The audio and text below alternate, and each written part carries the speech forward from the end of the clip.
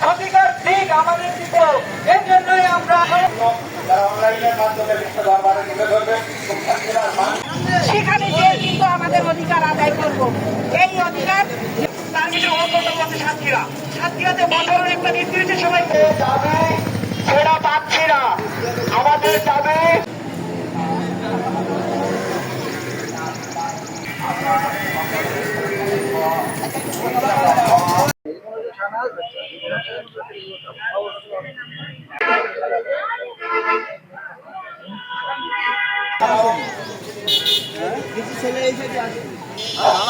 জলবায়ু পরিবর্তনের জরুরি অবস্থা বিবেচনায় সর্বদলীয় সভাপতি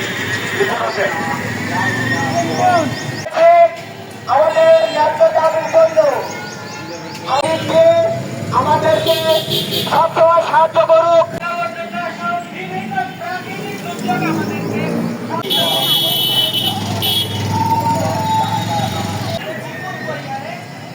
ক্ষতি কিন্তু আমরা এই সাতক্ষীরাবাসী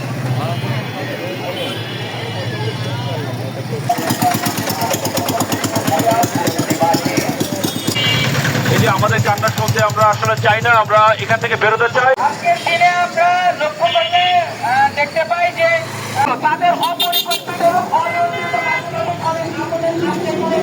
আমাদের মধ্যে উন্নয়নশীল অনুন্নত এবং সম্পন্ন দেশগুলো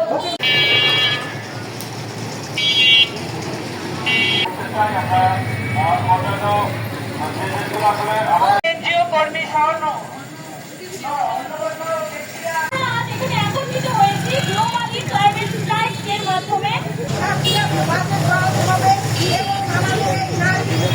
পরিচালক, আমাদের পরিবেশ কর্মী এবং অবসর প্রাপ্ত শিক্ষক, আমাদের অ্যাডভোকেট ধন্যবাদ।